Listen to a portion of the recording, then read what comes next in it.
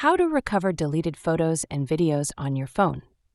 Hey guys, in today's video, I'm going to show you how to recover deleted photos and videos on your phone, whether you're using an iPhone or Android.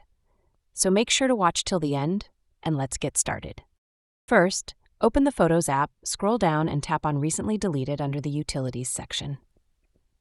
Here, you'll see all photos and videos deleted in the last 30 days. Tap Select at the top right, choose the ones you want back, and tap Recover. That's it. They'll go right back to your main photo library. If you don't see them there, and you use iCloud, log into iCloud.com and check the Photos section. Sometimes your media can be recovered from there too.